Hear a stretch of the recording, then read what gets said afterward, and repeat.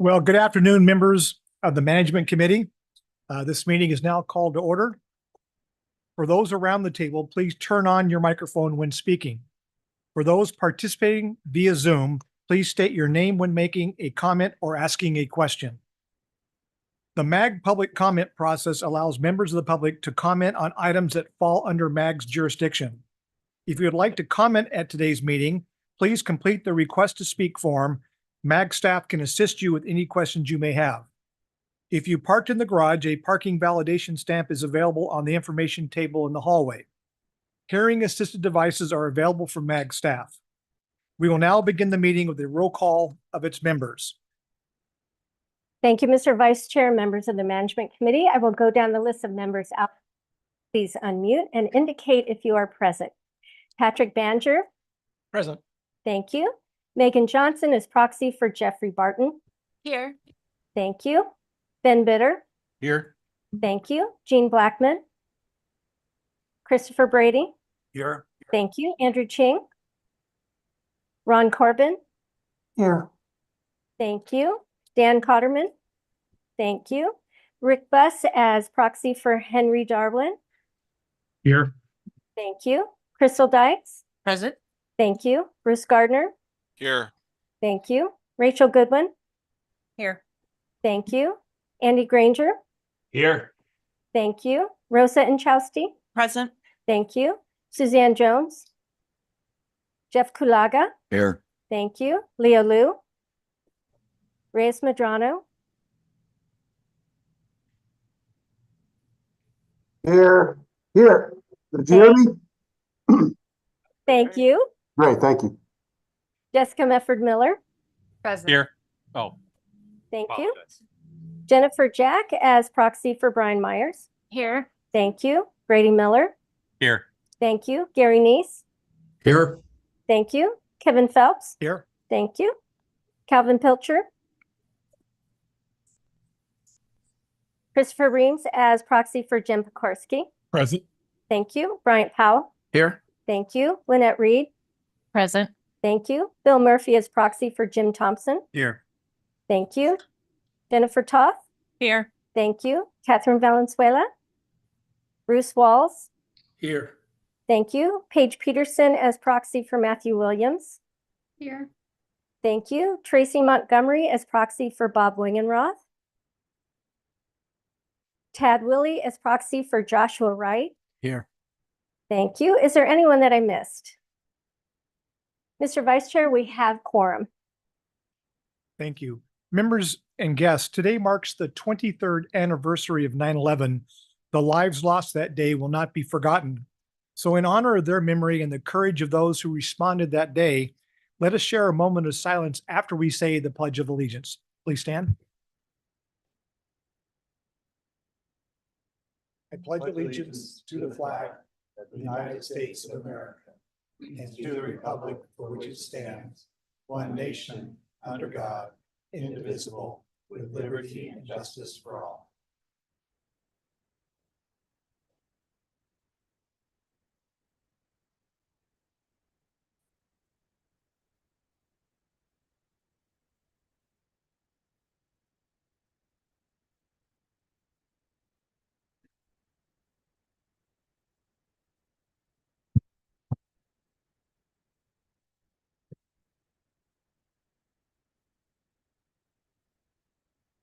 Our next item is call to the audience. This is the opportunity for the public to comment on items that fall under MAG's jurisdiction that are not on the agenda. Informational items or agenda items for discussion and not for action. 15 minutes will be provided for the call to the audience unless the chair requests an exception to the limit. Please note that we have a new podium location to the audience seating from which the members of the public are invited to provide their comments. I've received one comment request, and this time we will call up Miss Diane Barker. Good afternoon, Chairman Phelps and MAG managers. I'm Diane Barker, Bob Barker, Colonel Robert O. Barker's daughter.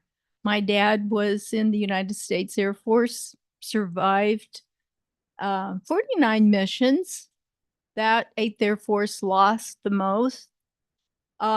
He was a Fulberg Colonel at 25. The men later told my mother, that ones that survived that horrible war, that we believed in your husband because he didn't assign other men on missions that he didn't go on. So that's to my spirit. My dad, he was totally despondent, just like a couple board of supervisors spoke this morning about what happened to the United States on September 11th in the World Trade Towers. My parents, young, idealistic, having gone through that horrible war, they never thought there would be another war after that horrible war. That's the way I was. But as you can see, we continue fighting. And I said to the board, the world is too small now, too many people. This idea, and we've had a past president, oh no, it wasn't Trump, but a past president that said, we're fighting over there. That was the Middle East. So that we won't have to fight here. Wrong attitude. You don't go make war, be partisan in. We have, Arizona relies a lot on defense contractors, but I am submitting to you that we need to make movement more towards peacetime and retool. One way that I can see is evolving with our transportation plan. I had an opportunity to go on the Express to Surprise. I see that Mr. Ringelroth is in here. They had, part of the reason I went there is because they had a freedom of speech problem. And I believe in a speaker speaking freely. So I went there, but also what I found, they did follow on a written, the open meeting law. That night I spoke, and they had a different beeper system than you or the board. And I didn't realize I was going over mine, but I never got stopped. I wanted to ask them, just connect Surprise into the main system. That's what's missing. So a member of the public said, gee, you just almost met being in shackles, as referring to that other woman that got arrested for speaking. I didn't like that. I said to him, it's up to the discretion of the chair as how long I speak. And he said, you're right. And a member of the media said, you know the rules. Thank you, Ms. Barker. MAG also provides the opportunity for members of the public to submit written comments via the MAG website. Any comments received 2 hours prior to the meeting have been shared with committee members in advance of the meeting for consideration and will be included in the formal meeting minutes. Staff, have we received any online written comments for the call to the audience? Thank you, Mr. Vice Chair. We have not received any written comments for the call to the audience or any other agenda item on today's agenda. Thank you. The next item is item 4, which is informational items. Items 4A through 4C are for information only. Does any member of the committee have any questions or request a presentation on any of these items? Hearing none, next is agenda item number 5, approval of the consent agenda. Items 5A through 5E are on the consent agenda. Does any member of the committee have questions or request a presentation of any of these items?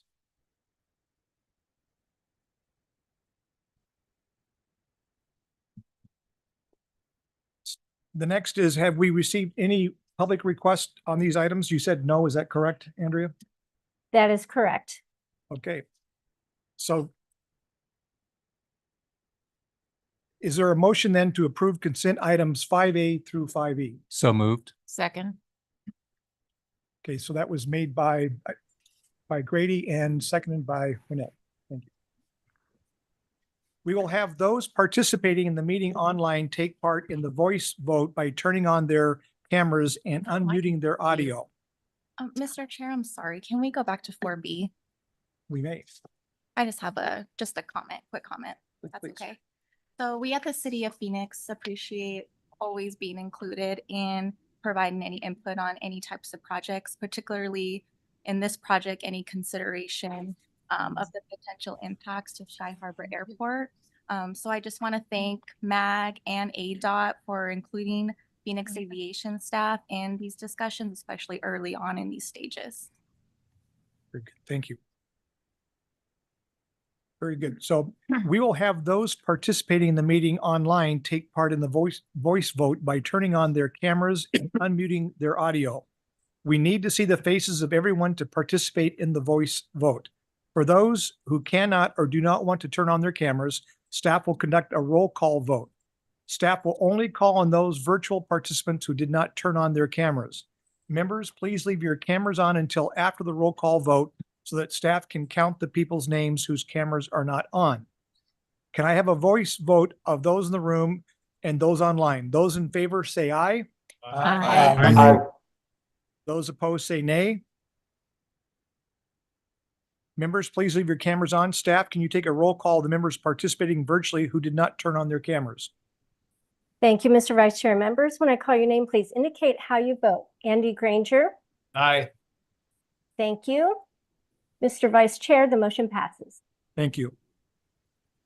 Item number 6 on the agenda. This is honoring October as Domestic Violence Awareness Month.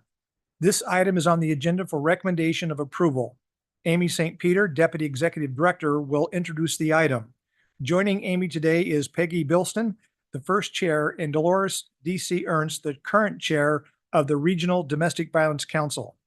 Thank you, Amy. Thank you very much, Mr. Chairman and members of the committee, for this opportunity to present on Domestic Violence Awareness Month.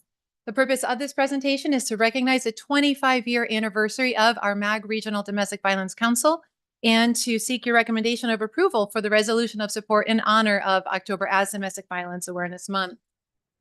Each year, we come before you with a request to take action and to raise awareness about the tragic impact of domestic violence on our residents and on our communities. The suffering, courage, and safety of survivors remain first and foremost in our minds. We also honor the tireless work of local and tribal governments and our community partners seeking to end abuse for all people all the time. As we honor the work that's being done and the many achievements of the Regional Domestic Violence Council, we also recommit ourselves to the vast amount of work still needing to be done. It is my pleasure to share this presentation today with Peggy Bilstein, the founding chair of our Domestic Violence Council, and DC Ernst, the current chair. I now invite Peggy to the podium. Next slide, please. Good evening or afternoon. It's not evening yet, is it? I just want to thank you all for having us here and hearing this very, very important issue and discussion. It was 25 years ago I stood before MAG at that time requesting that we put together a council that would discuss and hopefully make recommendations towards the issues facing women and children and families with domestic violence. Your continued support means a great deal. I served the city of Phoenix for 14 years, and during that time as an elected official, one thing that we always said over and over and over again is how important public safety is. There wasn't a single elected official, I don't think, who did not say that public safety was most important. Well, if that's the case, then we certainly have to take a look at violence against women and domestic violence. The number one reason women are murdered, the most dangerous call a police officer can go on, and those numbers haven't changed. Unfortunately, it took a tragedy to get us involved 26 years ago. There was a young mother, Laura Munoz, who was murdered in front of her children. And that happened after she had gone from one shelter to another shelter to another shelter, trying to find room, and there was no room. She came back and unfortunately, her children saw her being murdered. As a result of that, it is the one time that I saw in my time on Phoenix City Council and being involved with MAG that everybody came together. It was really something. And I served on a lot of MAG subcommittees, and I remember a lot of policy discussions on transportation and other issues, crossing borders, who's going to get what money, what pot of money goes to which jurisdiction. But in this one occasion, everybody came together and we applied for grants. There was a One Bed, One Life campaign. different cities, starting with Mesa and Phoenix, and many others today have family advocacy centers. We took a look holistically to see what needed to be done, and MAG provided that roadmap. I venture to say if it wasn't for the groundwork that MAG took it during that time, we wouldn't have the state plan that we have today. And a state plan was issued on how we can do this better. What more can we do to make training more accessible, to make sure that there were some programs, whether it was prevention or just making sure that people understood the issues. And so I was really proud of the work that the MAG Council did at that time. And at this time, I'd like to bring up DC, who is amazing and wonderful in her own right.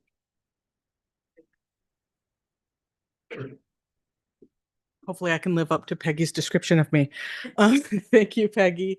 Mr. Chair, members of the committee.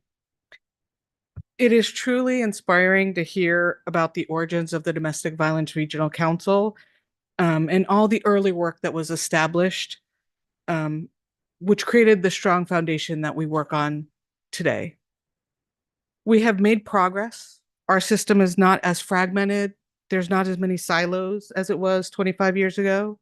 And thanks to council initiatives like the regional misdemeanor protocol model, law enforcement now is arresting and prosecuting abusers using the best practices, making our system more efficient and effective. When the model first started, law enforcement agencies used the protocol to overhaul their systems as a whole approach of how to address domestic violence. Years later, this model still remains and is making a difference in the ability to hold abusers accountable throughout the criminal justice system. In projects like the models, like this model and others, we're looking for ways that we can leverage the best of what we know today to ensure the safety of our survivors, as well as to hold those who are committing the crimes accountable for the crimes they commit. We have the opportunity right now to look where we can safely engage survivors and continue to connect them with services as quickly as possible. For this reason, we developed an evidence-based screening questions for healthcare providers. Often the survivors may not seek medical care for themselves, but they will for their children. Working with pediatricians, we were able to equip them with the most effective ways to screen for domestic violence when the abuser was not present. We also provided resources to pediatricians so that they could connect families to services and help them right away. Next slide, please. I think I'm on the right slide.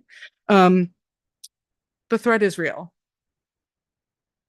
By the time this meeting ends, 5 more women or girls will be killed by someone they know in their family.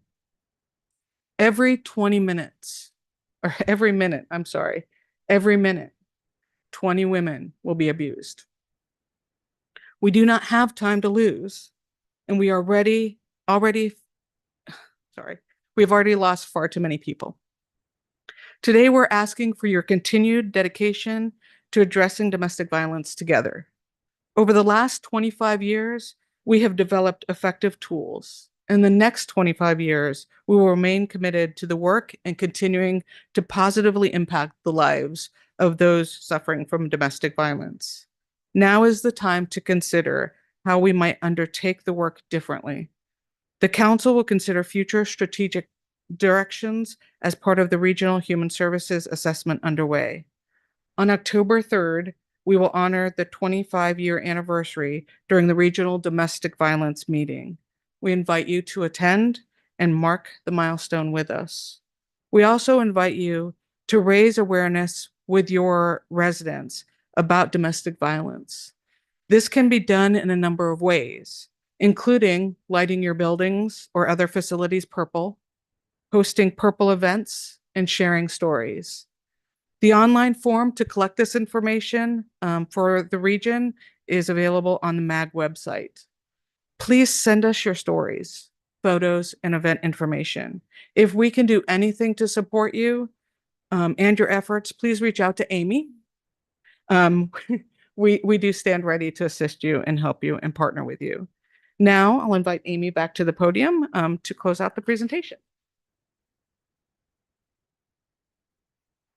Thank you so much, Peggy, DC, Vice Chair, and members of this committee for your support. With your ongoing support, we can continue to strengthen the regional response to domestic violence. This item is to recommend approval of the resolution that you see before you on the screen. The MAG Regional Domestic Violence Council did take action on this and recommend it for approval at their meeting on August 1st. After your vote today, it will be shared with the MAG Regional Council on September 25th. After their action on that day, we'll be sending out a press release with this resolution, materials about the council's 25-year anniversary, and photos of people wearing purple, including yourselves and the mayors on September 25th. So again, thank you very much. We understand that you take this as a very high priority to address in your communities and that your staff are working diligently to address this issue throughout the region. We can go to the next slide, please. This is a QR code. It will bring you to all of our materials on the MAG website. I encourage you to take a look. We have had a number of pieces of information about events that are underway right now. And in honor of October as Domestic Violence Awareness Month, we thank you for sending in your entries. We invite you to send more. We'd love to completely populate and fill that regional calendar. Also, we did just today receive our first stories from a victim advocate at one of our member agencies. So we'd love to be able to share the stories of your staff working on the front lines, helping people out in the field, and stories of any survivors that you might know so that we may honor their courage and help them to stay safe as they live out the rest of their lives unharmed. That concludes our presentation. We're happy to take any questions or comments that you might have. Thank you. Great. Well, thank you, Amy, and thank you both to DC and Peggy for all the work you're doing to address this issue in our community.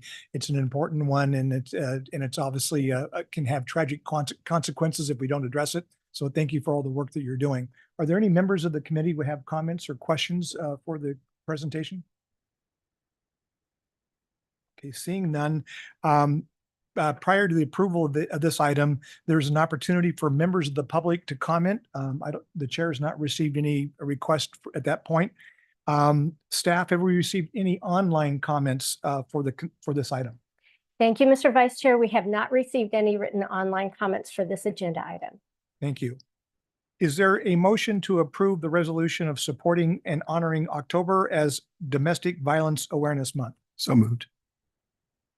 Second. Moved by Andrew and seconded by Rachel. Thank you. We will have those participating in the meeting online take part in the voice vote by turning on their cameras and unmuting their audio. Staff will only call on those virtual participants who did not turn on their camera. Members, please leave your camera on until after the roll call vote so that staff can count the people's names whose cameras are not on. Can I have a voice vote of those in the room and those online? Those in favor say aye. Aye. Aye. Those opposed, nay. Staff? Thank you, Mr. Vice Chair. All cameras are on and the motion passes. Thank you. We would now like to ask the members to gather in the center of the room for a quick photo in recognizing this month. One way to get in there is all the way over there. Once you guys sit in the chairs and have Kevin sit between you.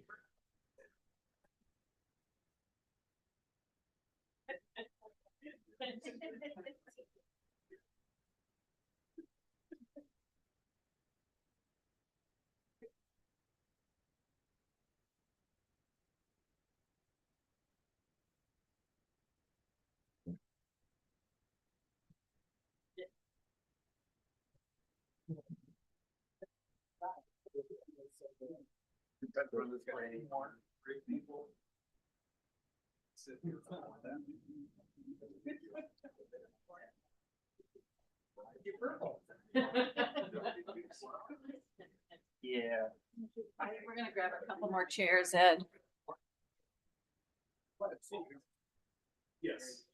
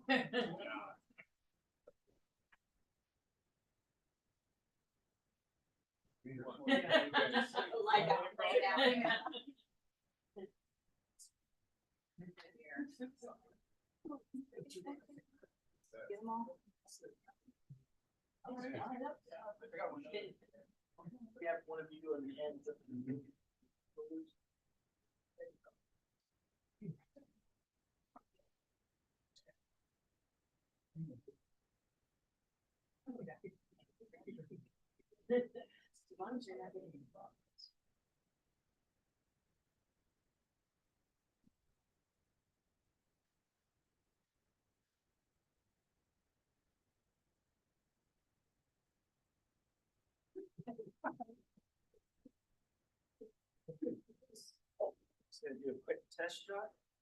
Is it okay if I remove this name? It's okay.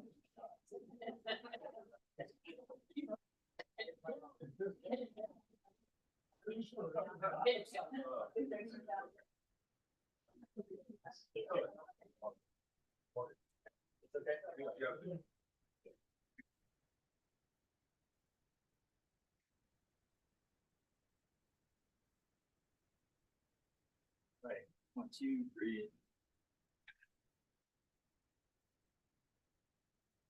Good, we're gonna do one more just in case someone has their eyes closed.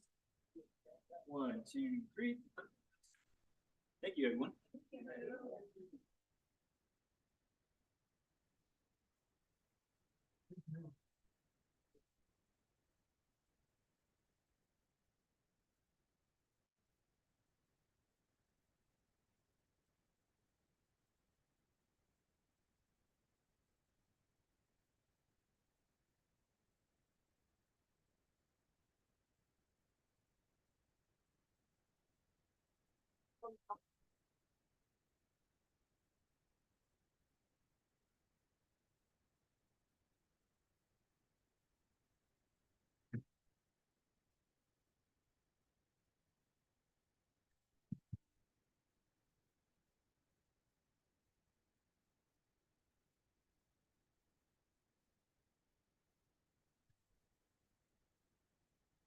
The next item on today's agenda, number 7, is for recommendation of approval.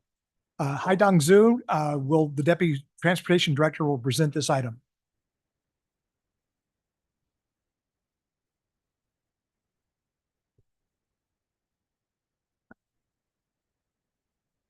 Thank you, Mr. Vice Chair. Good afternoon, members of the Management Committee. My name is Haidong Zhu. I'm the Deputy Transportation Director for modeling here at MAG. I appreciate the opportunity to share some of the background information about the MAG model, its applications, and how we serve the member agencies. So what is travel demand modeling? So a travel demand model is a set of mathematical equations. Don't fall asleep. It's a set of mathematical equations and the software packages. We use it to predict people's travel choices and how those trips will impact the transportation system. It tells us how people utilize the transportation facilities and how they respond if there any change in different situations. For example, the construction of certain semiconductor factory. The travel demand model has a broad range of applications, such as in transportation planning, transportation policy, and environmental analysis. The models like ours also informs our member agencies on a daily basis on the construction and design construction of new roadways, new lane additions, and the transit service expansion, things like this. This is the modeling area. As you can see, for modeling purposes, we include the entire Maricopa and Pinal counties and portions of Yavapai and Gila counties. It's about a little over 16,000 square miles. Just to put things into perspective, this area is about 30% larger than the entire state of Maryland. In our 2023 model, we include about 5.5 million population.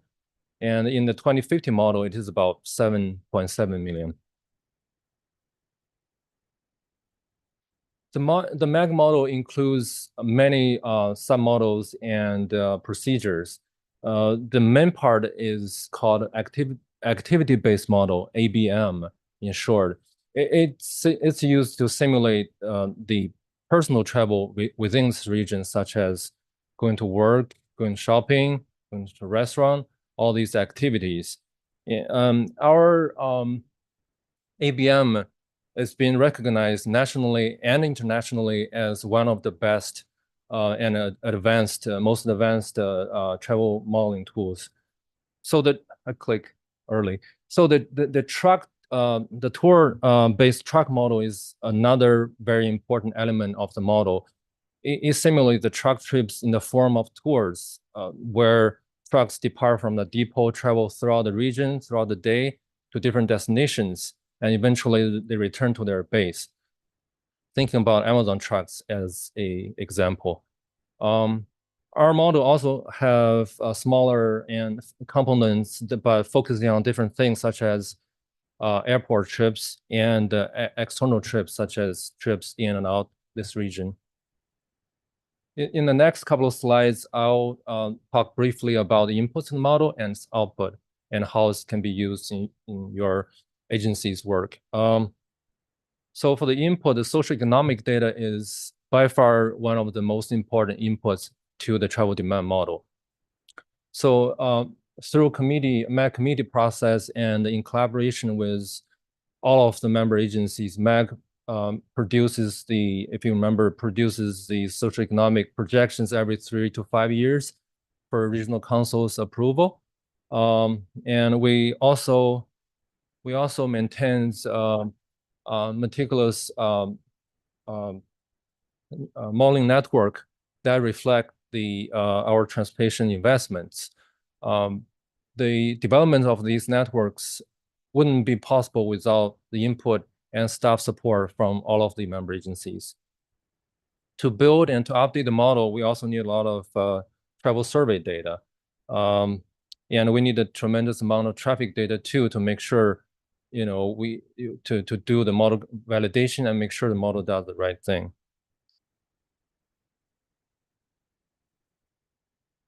So the MAG model produces tons of very useful information, such as the travel demand. It's basically anything related to the trips people make, such as the origin destination information. The network impact is actually, one of the most sought after information by the member agencies. They include the traffic volume, speed, congestion level service, for all kinds of projects. Vehicle mile travel, VMT, and VHT, they are among the top items as system indicators. We also produce forecasts for other modes such as transit and bike and ped.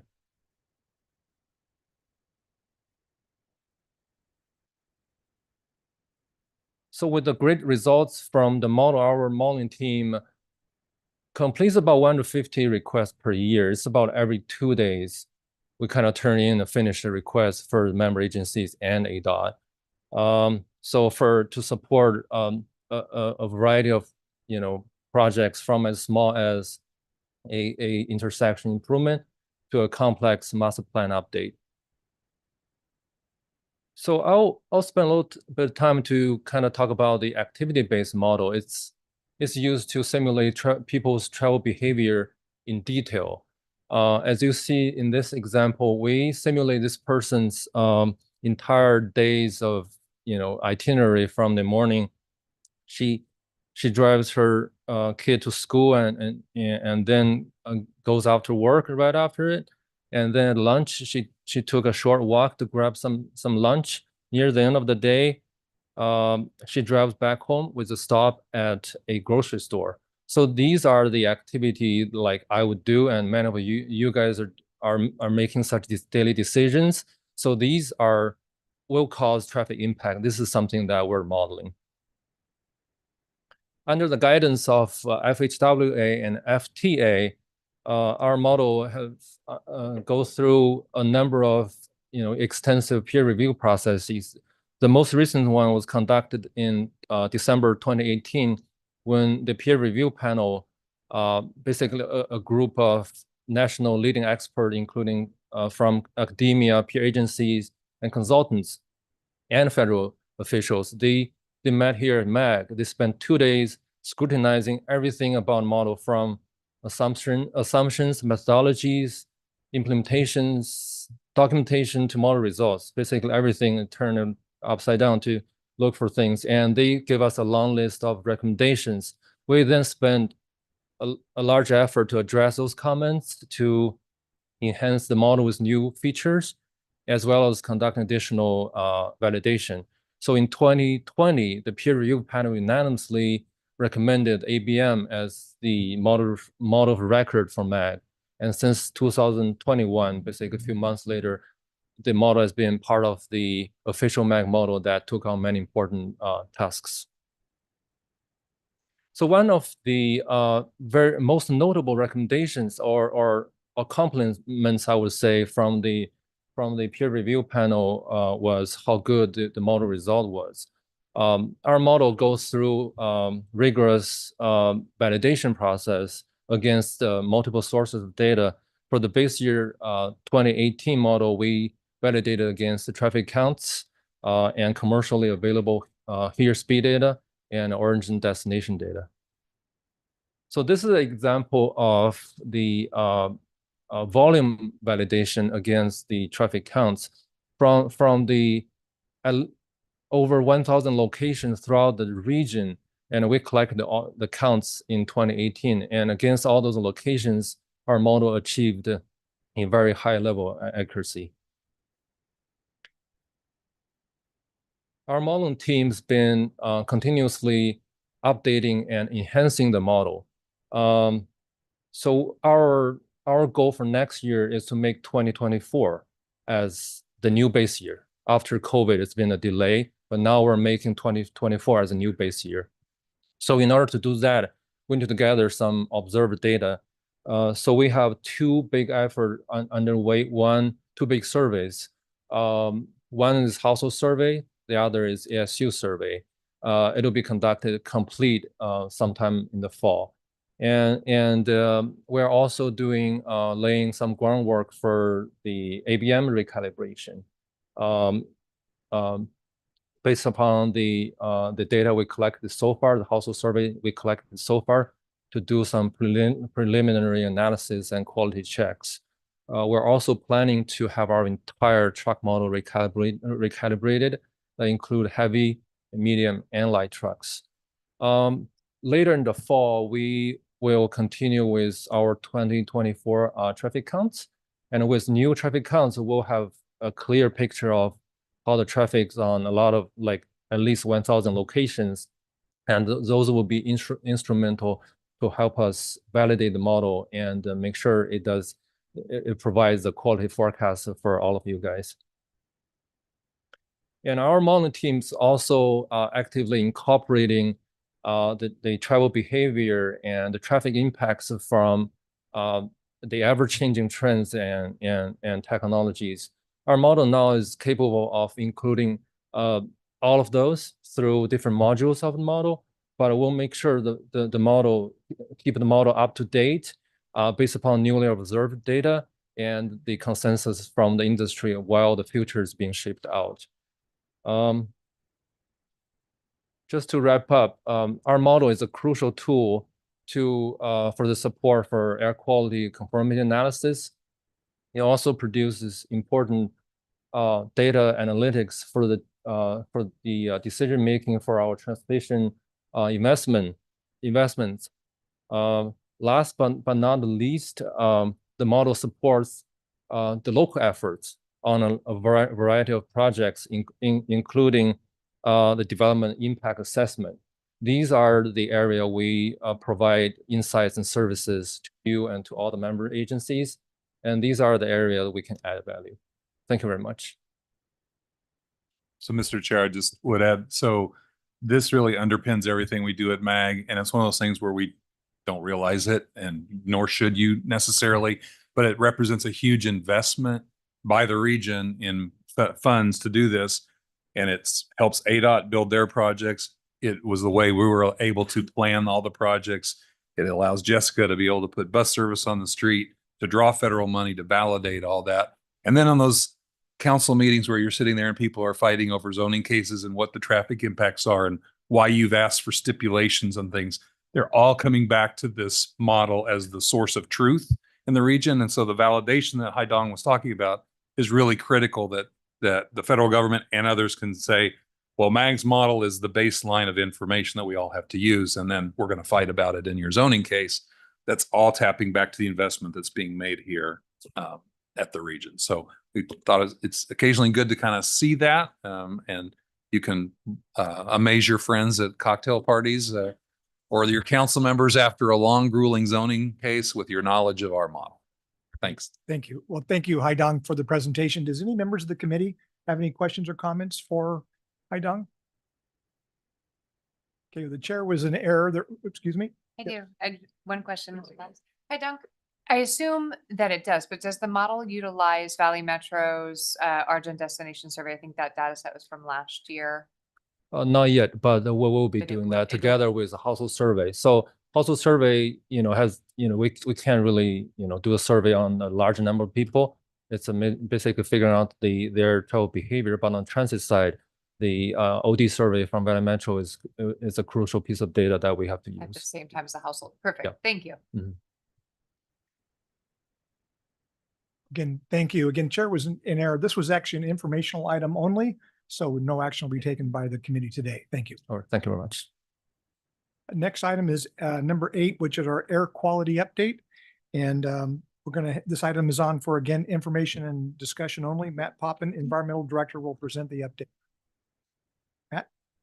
Thank you, Mr. Vice Chair and members of the Management Committee. I really want to just again provide an update on MAG's efforts to address the ozone requirements that we have. I mentioned last month that there are really 3 parallel efforts that we are doing to address these ozone requirements. So I'm just going to briefly touch on those today. So the first effort that we're most probably intensely involved with right now is to prepare and submit a plan to turn off moderate area sanctions clocks. As you may remember, we're sort of in a transition period. We've missed the moderate area attainment date, and EPA will be reclassifying us to a serious area. But despite that reclassification, there are still requirements that we have to fulfill based on the prior moderate area designation. And if we don't fulfill those, EPA could issue sanctions clocks. The earliest would be May 17th of 2025. That's a sanctions on major industries. They're required to offset their emissions at a level of 2 to 1. And then in November, it could be withholding of highway fundings. So this is a number 1 priority for us, obviously, to submit this plan in time to turn off those sanctions. So we're working with our partners at ADEQ, Maricopa County and Pinal County to assemble the required elements. We need input from all of these agencies in order to get this plan put together. This plan will come before the Regional Council and Management Committee in April of 2025 at the latest. If we can get it to you sooner, we will. But that ensures we get it up to EPA in time before that first sanctions clock occurs. Once EPA makes a completeness finding on the plan, they don't have to approve the plan. They just have to say all of the plan fulfills all of the elements it's required to fulfill. Once they make that determination, that will turn off the sanctions clock, and we can move on to focusing on a serious area plan.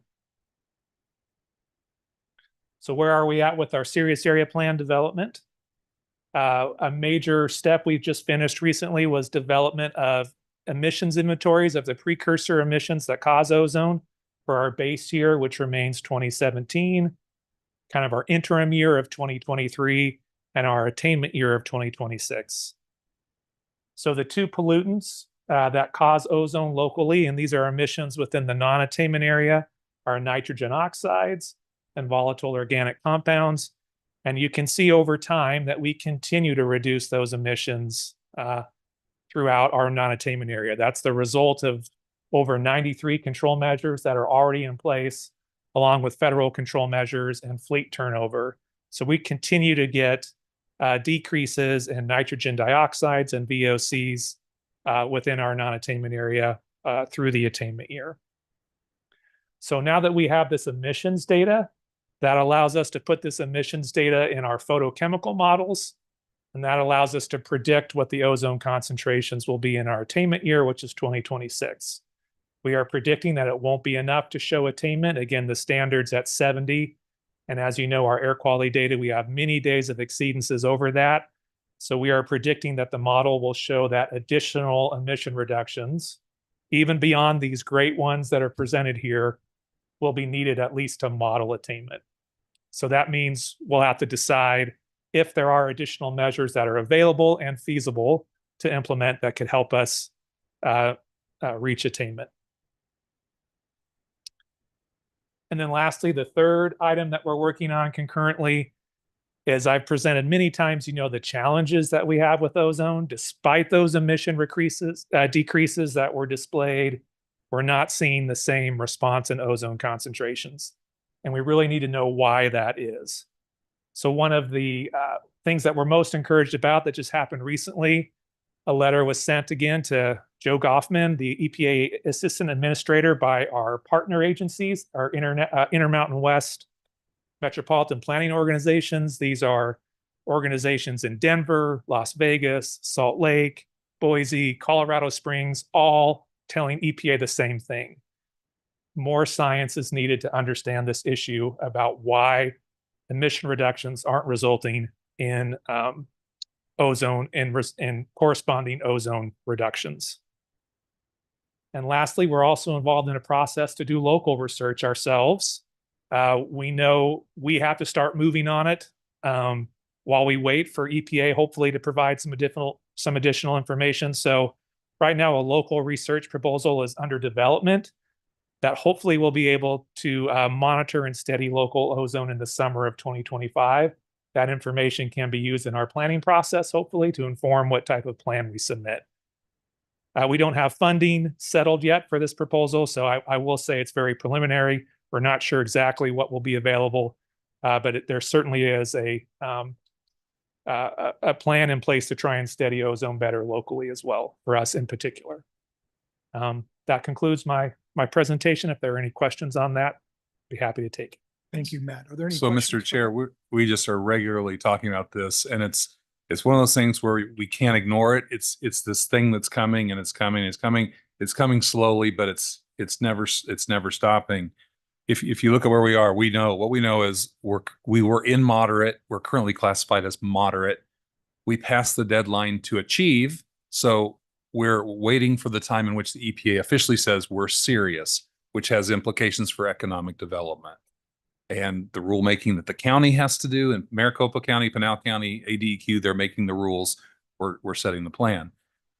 Where we're headed, though, is what we're saying is we are not finding the tools anymore that reduce ozone enough to get out of this ever escalating, every 3 years going up a notch in the classification.